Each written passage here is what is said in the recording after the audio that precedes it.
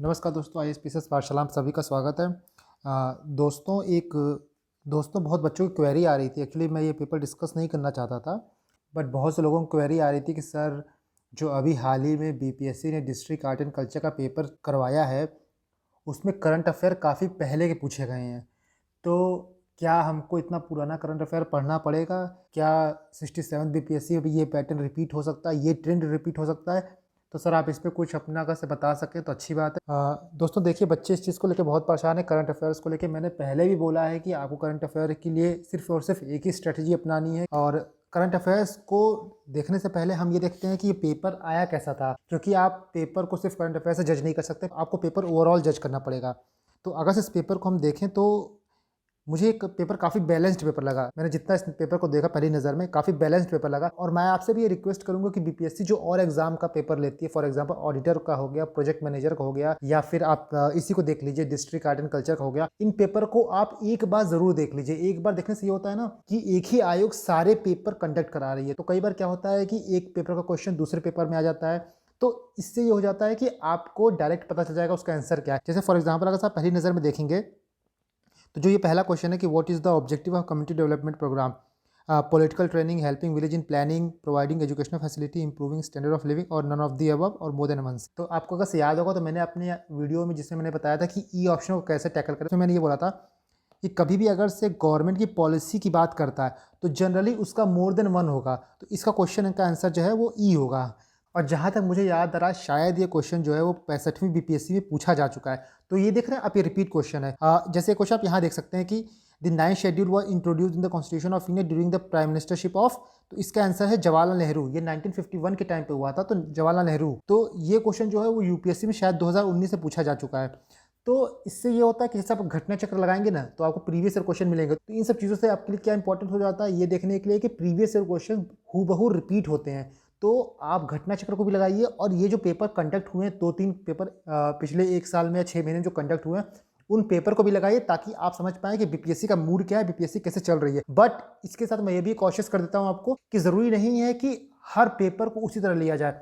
देखिए, बीपीएससी के सारे एग्जाम में बीपीएससी पीटी जो है वो सबसे स्टैंडर्ड एग्जाम होता है बीपीएससी का। आप ये देख भी रहे होंगे कि सीडीपीओ का एग्जाम जो है वो बीपीएससी से पहले होने वाला था, लेकिन जब टाइम टेबल सेट किया गया तो बीपीएससी ने बीपीएससी पीटी को प्रायोरिटी दी और सीडीपीओ का एग्जाम उसके 15 दिन बाद रखा। तो मेरा ये कहना है कि 67 बीपीएससी पीटी का जो पेपर आता है वो काफ़ी स्टैंडर्ड आएगा। जैसे मुझे याद है प्रोजेक्ट मैनेजर का मैंने पेपर देखा था, तो उसमें कुछ डेटा वेटा कुछ ज़्यादा ही ट्रिवियल टाइप के फैक्ट और डेटा पूछ लिए थे। वैसा नहीं आता है पेपर। अगर आप देखें तो 64वीं 65वीं 66वीं बीपीएससी में देखें तो वैसा पेपर नहीं आया है। तो किसी पर्टिकुलर पेपर को देख के इतना डर मत जाइए, इतना जज मत कर लीजिए कि पेपर इसी के हिसाब से आएगा। तो देखिए इस पेपर में और कैसे कैसे क्वेश्चन पूछे गए हैं। जैसे क्वेश्चन है कि who is the highest civil services officer of the central government. तो काफ़ी ईजी, इसका कैबिनेट सेक्रेटरी होगा। जो आईएएस होता है उसका हाईएस्ट पोस्ट जो होता है वो कैबिनेट सेक्रेटरी का होता है। देखिए तो काफ़ी ईजी क्वेश्चन है ये। इसके बाद आपका ये क्वेश्चन है कि which one of the following constitutional remedy is also known as postmortem. तो इसका सर्जरी होगा। तो देख रहे हैं ये काफ़ी इजी क्वेश्चन है, और कुछ कुछ क्वेश्चन इसमें टिपिकल पूछे गए हैं जो काफ़ी हार्डकोर फैक्ट है, बट उसके अलावा काफ़ी इजी क्वेश्चन है। आप देख सकते हैं कि under which schedule of the constitution the transfer of tribal land to the private party for the mining can be declare null and void. तो 3rd schedule, 5th schedule, 9th schedule, 12th schedule. तो इसमें 5th schedule होगा। 5th schedule tribal land की बात करता है। तो देख सकते हैं जैसे क्वेश्चन ये है कि Rajya Sabha has equal power to the Lok Sabha किसमें। तो ऑल इंडिया सर्विसेज की बात तो नहीं होगी, ये नहीं होगा, क्योंकि इसमें राज्यसभा के पास एक्सक्लूसिव पावर है। अमेंडिंग ऑफ कॉन्स्टिट्यूशन ये हो सकता है, लेकिन अभी आप इसको फाइनल टिक नहीं करेंगे क्योंकि और भी देखेंगे। रिमूवल ऑफ गवर्नमेंट ये नहीं हो सकता क्योंकि इसमें लोकसभा के पास एक्सक्लूसिव पावर है। और कट मोशन इसमें लोकसभा। तो फाइनल आंसर आपका हो जाएगा बी। तो देख रहे हैं काफ़ी इजी क्वेश्चन आए हुए हैं, और इसी टाइप के क्वेश्चन 67 पे भी पूछे जा सकते हैं, क्योंकि इसमें कई क्वेश्चन ऐसे हैं जो बीपीएससी के प्रीवियस ईयर के रिपीट हैं। तो कोई बड़ी बात नहीं है अगर इसमें से आपको 67 बीपीएससी में कुछ क्वेश्चन रिपीट देखने को मिले। तो जैसे क्वेश्चन आप यहाँ देख सकते हैं, कम्युनिटी डेवलपमेंट प्रोग्राम कब स्टार्ट हुआ था। तो ये 2 अक्टूबर 1952 को स्टार्ट हुआ था। जैसे क्वेश्चन नंबर 10 है कि Panchayati Raj belong to which of the following. तो ये स्टेट लिस्ट हो गया। तो पीएम किसान योजना के बारे में क्वेश्चन पूछा गया है। प्रधानमंत्री फसल बीमा योजना के बारे में क्वेश्चन पूछा गया है। अडॉप्ट हेरिटेज स्कीम के बारे में क्वेश्चन पूछा गया है। दिल्ली मुंबई इंडस्ट्रियल कॉरिडोर के बारे में पूछा गया है। इंडस्ट्रियल रिवॉल्यूशन 4.0 के बारे में पूछा गया है। तो देखिए ऐसे क्वेश्चनों को, तो आपको ऐसे क्वेश्चन ध्यान रखने होंगे कि इसमें ई ऑप्शन होने के चांसेस बहुत ज़्यादा हैं। ठीक है, तो पूरे डिस्ट्रिक्ट इन बिहार, ठीक है, बिहार से रिलेटेड क्वेश्चन है ये। तो आप देख सकते हैं, आप इस पेपर को डाउनलोड कर लीजिएगा मेरे टेलीग्राम चैनल से, वहाँ पे आप देख सकते हैं। जैसे क्वेश्चन ये पूछा गया है कि 53rd सेशन ऑफ आईएनसी कहाँ हेल्ड हुआ था। तो ये रामनगर हज़ारीबाग में हुआ था। तो आप देख सकते हैं कि क्वेश्चन जो है वो ऊपर नीचे मोटी मोटा ऐसे ही है। बीपीएससी की तरह इसमें भी 10 क्वेश्चंस आपके मैथ्स के आए हुए हैं, वो भी काफ़ी इजी लेवल के हैं। जो मैंने मैथ की स्ट्रेटजी बताई है आपको कि आप मेरी पीडीएफ को देख लीजिए, उसके बाद उसके प्रीवियस ईयर क्वेश्चंस लगा लीजिए और फॉर्मूला कर लीजिए, आप काफ़ी इजीली 10 में से 5-6 तो कर लेंगे। तो वो चीज़ आप इसमें अप्लाई करके देखिए, आप बहुत इजीली कर लेंगे। देखिए बोलना बहुत ईजी होता है, मैं आपको स्ट्रेटजी बता दूं और आपने सुन लिया, पर उसको जब तक आप अप्लाई नहीं करेंगे, जब तक आप पेपर पेन लेके बैठेंगे नहीं, तब तक वो किसी काम का नहीं होगा। तो कोशिश करिए जो मैं बोलता हूँ वो आप अप्लाई करिए, उसका फायदा आपको देखने को मिलेगा। आपके पास टाइम है, अभी आपके पास 70-75 दिन बाकी है, उस चीज़ को आप अच्छे से यूटिलाइज करिए। ये मौका फिर नहीं आएगा और आपको फिर मौका चाहिए भी नहीं, क्योंकि ये मौका आपको अपना लास्ट बनाना है, ये अटेम्प्ट आपको लास्ट बनाना है। इस बार किसी तरह करके बाय हुक और बाय क्रुक आपको एक पोस्ट ले ही लेनी है। तो जैसे आप यह क्वेश्चन देख सकते हैं कि the present age of Sameer and Anand are in the ratio 5:4, तो 3 years hence the ratio of their age will become 11:9। तो इस क्वेश्चन को आप सिंपली एक्स वाई मान के चल सकते हैं कि समीर की जगह से हम मान सकते हैं प्रेजेंट एज एक्स है और आनंद की वाई है। तो प्रेजेंट एज जो है 5:4 के रेशियो में है, तो x by y is equal to 5:4। एक आपका इक्वेशन ये बन गया। उसके बाद बोला है कि 3 year hence the ratio of their age will become 11:9। 3 साल बाद उनकी एज का रेशियो 11:9 हो जाता है, तो x plus 3 upon y plus 3 is equal to 11/9। ये आपके पास दो इक्वेशन बन गया। इन दोनों इक्वेशन आप सॉल्व कर दीजिए, एक्स वाई की वैल्यू आपको मिल जाएगी। जैसे क्वेश्चन ये है कि the average price of 3 item of furniture is 15,000 if their price are in the ratio of 3:5:7 then the price of cheapest item। तो एवरेज प्राइस 3 आइटम के 15,000 है और उनके प्राइस का जो रेशियो है 3 आइटम्स के वो 3:5:7 है। तो सबसे चीपेस्ट आइटम क्या होगा? अगर आप मेरा फॉर्मूला शीट देखेंगे तो इस टाइप के क्वेश्चन कैसे करना है इसका फॉर्मूला उसमें दिया हुआ है। तो आप मान लीजिए कि 3 आइटम के जो प्राइस है वो हैं 3x, 5x और 7x। इनका एवरेज जो है वो 15,000 है। तो क्या हो जाएगा? 3x plus 5x plus 7x by 3 is equal to 15,000। तो यहाँ से आपका आ जाएगा कि 15x इज इक्वल टू 45,000। तो यहाँ से x आ जाएगा आपका 3,000। तो x आपका 3,000 आ गया। अब चीपेस्ट पूछा, तो चीपेस्ट क्या है इसमें? 3x है, तो 3 इंटू 3,000 इज इक्वल टू 9,000। तो ये आपका डी ऑप्शन हो जाएगा कि 9,000 जो है वो प्राइस ऑफ चीपेस्ट आइटम है। तो देख सकते हैं काफ़ी इजी है ये। आपको पता होना चाहिए कि क्वेश्चन कैसे सॉल्व होता है, ये फिंगर टिप पे आपको सॉल्व होगा, कोई रॉकेट साइंस नहीं है। काफ़ी इजी क्वेश्चन ये भी है कि the sum of the square of 3 consecutive natural number is 110, the smallest of this number is.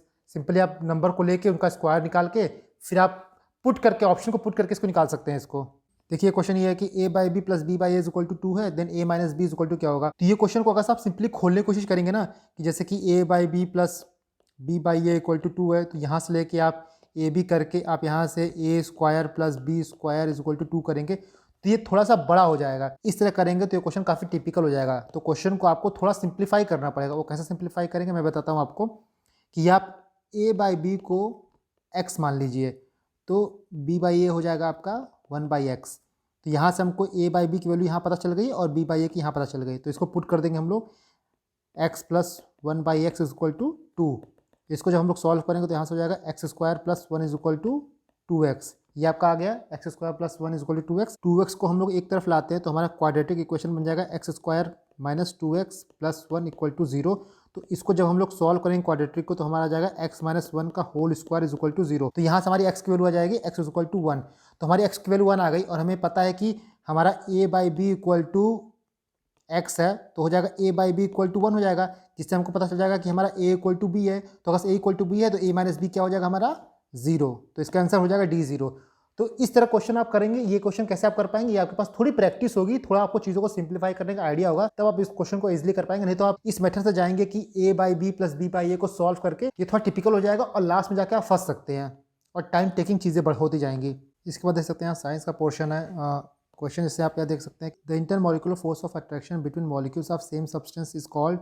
तो ये कोहेसिव फोर्स होता है। जब डिफरेंट सब्सटेंस की बात करते हैं तो वो एडहेसिव फोर्स हो जाता है और सेम सब्सटेंस जो होता है कोहेसिव फोर्स होता है। तो जैसे एक क्वेश्चन देख सकते हैं करेक्ट रिलेशन क्या है, तो density is equal to mass upon volume, ये हो जाएगा। फीट ऑफ लेजर पूछा है क्या होता है, जैसे यहाँ पे सिंपली है कि विबग्योर होता है इसमें। Boiling point of liquid is increase by increasing the pressure on the liquid. तो जैसे आप ये देख सकते हैं काफ़ी इजी क्वेश्चन पूछे गए हैं साइंस में। मैक्सिमम सारे क्वेश्चन इसमें आपको मेरे जो घटना चक्र साइंस की पीडीएफ जो मेरी 1 लाइनर है उसमें आपको काफ़ी इजीली सब क्वेश्चन के आंसर मिल जाएंगे। एटम्स की बात किया है यहाँ पे, अणु, structure stability of atom explained bye, ये सारे क्वेश्चन आपको घटना चक्र में मिल जाएंगे। Food is cooked in less time in pressure cooker, ये भी आपको घटना चक्र के पीडीएफ में मिल जाएगा। ये प्रीवियस ईयर क्वेश्चन है, पूछा गया है। तो the formation of gas bubble in liquid during chemical reaction is called, तो ये सब काफ़ी ईजी क्वेश्चन है। The reproductive whorls of flowers are called, तो ये भी आपको प्रीवियस ईयर क्वेश्चन पूछा गया है। मास्टर ग्लैंड क्या है? पिट्यूटरी ग्लैंड है। डीऑक्सीनेटेड ब्लड, ये भी आपको मिल जाएगा मेरे घटना चक्र के साइंस पीडीएफ में। तो अगर से आप प्रीवियस ईयर क्वेश्चन लगा के जाएंगे तो आपको फायदा होगा। वो सिर्फ इस पेपर की बात नहीं हुई है, वो हर पेपर की बात होती है। इसीलिए मैं हमेशा आपसे कहता हूँ कि प्रीवियस ईयर क्वेश्चंस और सिलेबस जो हैं वो किसी पेपर के हार्ट एंड सोल होते हैं, क्योंकि एग्जामिनर को कैसे पता होगा कि आपसे क्या पूछना है जब तक वो प्रीवियस ईयर क्वेश्चन देखेगा नहीं। इसलिए अभी भी टाइम है आपके पास कि आप बीपीएससी में भी प्रीवियस ईयर क्वेश्चन लगा के जाए, घटना चक्र को लगा के जाए, उसका फायदा आपको एग्जाम के दिन देखने को मिलेगा। तो देखिए कुछ ये सब क्वेश्चन हैं आपके। तो जैसे देख सकते हैं आप यहाँ करंट का कुछ क्वेश्चन देखेंगे कि 2019 के पूछा गया आपका कि winner of Nobel peace prize 2019 में, ये शायद इथियोपिया का था, मुझे एग्जैक्टली रिमेंबर नहीं है। तो जैसे आप यहाँ देख सकते हैं, तो बहुत से क्वेश्चन में आप देखेंगे कि 2019 के पूछे गए हैं। तो मैं एक बात बोलता हूँ कि बहुत से क्वेश्चन 2019 के पूछे गए हैं, बट उनका प्राइस जो है वो 2020 में मिला था। तो इफेक्टिवली कहिए तो 2020 के पूछे गए हैं, लेकिन 2021 के भी कुछ क्वेश्चन है, 2020 के भी कुछ क्वेश्चन है। यहाँ पे बच्चों को ये प्रॉब्लम आती है, क्या हम 2019-20 का भी करंट पढ़ेंगे? तो देखिए मेरा एक सिंपल सा इसका जवाब है कि ये चीज़ आप अपने आप से पूछिए, क्या आप 2019-20 का करंट पढ़ सकते हैं? इसका आंसर है नहीं पढ़ पाएंगे। ये चीज़ प्रैक्टिकली फीजिबल नहीं है कि अगर से किसी एक पर्टिकुलर पेपर में आपका करंट जो है 2017 का दे दिया है, 2018 का दे दिया है, तो आप 2017-18 का करंट उठा के पढ़ने लगेंगे। नहीं, ये फीजिबल नहीं है। आपकी जो स्ट्रेटजी है वो आपकी स्ट्रेटजी फिक्स होनी चाहिए, उस स्ट्रेटजी पे आपको कोई बदलाव नहीं करना है। जैसा मैंने बोला था, आपको करंट जो है वो अप्रैल टू अप्रैल पढ़ना है। अगर उसके बाद आपको टाइम मिले तो आप जनवरी 2021 से अप्रैल 2021 तक का भी पढ़ लीजिए, लेकिन उसके पहले आप जाएंगे तो वो चीज़ ना आपके लिए फिजिबल होगी और उस चीज़ का आपको कॉस्ट बेनिफिट रेशियो बहुत पुअर मिलेगा। तो किसी पर्टिकुलर पेपर को देख के अपनी स्ट्रेटजी में बदलाव लाना, ये बहुत गलत स्टेप होगा, बहुत ही रॉन्ग स्टेप होगा, क्योंकि इस हिसाब से आप देखेंगे तो कोई क्वेश्चन इसमें अगर 2017 का दिया है तो आप 2017 का तो नहीं पढ़ने बैठ जाएंगे। इसलिए आपकी जो रिसोर्सेज हैं, जो स्ट्रेटजी है, उस पर भरोसा रखिए। बीपीएससी ऐसा नहीं है कि बीपीएससी अगर आपसे क्वेश्चन पूछ रही है, ठीक है, हो सकता है कि एक दो क्वेश्चन ऐसे हो सकते हैं 2018-19 का पूछ ले, बट आपका पेपर 2018-19 के करंट पे चलेगा, ये नेक्स्ट टू इम्पॉसिबल है। अगर ऐसा होगा तो ये सबके साथ होगा, ये भी जान जाइए, तो फिर कट ऑफ नीचे भी जाएगी। ठीक है, तो ये मत सोच के चलिए कि बस मेरे साथ ऐसा हो रहा है। कोई बच्चा, मुझे नहीं लगता है कि 2017 करंट पड़ेगा। तो दोस्तों, मुझे लगता है कि आपकी जो स्ट्रेटजी अपनी बनाई है उसी को फॉलो करिए, उसी पे स्टिक रहिए, डाइवर्ट मत होइए, ज़्यादा चीज़ों को देख के पैनिक मत होइए। सब कुछ सही होगा अगर आप सही करेंगे तो इस पेपर को बाकी आप देख सकते हैं। मैं इसका आपको अगर इसका पीडीएफ चाहिए तो आप मुझे मैसेज करिए @thecreator898 पे, वहाँ मैं आपको इस पेपर का पीडीएफ प्रोवाइड कर दूंगा। इसके बाद जो करंट अफेयर की बात रही, तो करंट अफेयर में मैं एक डिटेल वीडियो लाऊंगा जहाँ करंट अफेयर के डिफरेंट रिसोर्सेज जो हैं, जिसको लेकर कंफ्यूजन हो रही है बच्चों को, चाहे कि मैं एडिटोरिया पढ़ूँ, कि मैं प्रतियोगिता दर्पण पढ़ूँ, कि बहुत लोग विजन भी पढ़ रहे हैं, तो बहुत लोग स्पीडी पढ़ रहे हैं, बहुत लोग घटना चक्र का वही पढ़ रहे हैं। तो मैं बताऊंगा कि आप कौन सा यूज़ करिए, कौन सा फिजिबल है। अगर आप कोई पढ़ रहे हैं तो कितना उसमें से उसका फ़ायदा मिल सकता है आपको। तो दोस्तों, अगर आपको मेरा प्रयास अच्छा लगता है तो इस वीडियो को लाइक करिए, मेरे चैनल को सब्सक्राइब करिए। ऐसे वीडियो मैं और भी लाता रहूँगा जिससे मैं आपका डाउट क्लियर करूँगा और आपको 67 बीपीएससी हुआ या फिर और यूपीएससी, यूपीपीसीएस हुआ, सारे एग्जाम में आपको हेल्प मिलेगी। Thank you and God bless you all.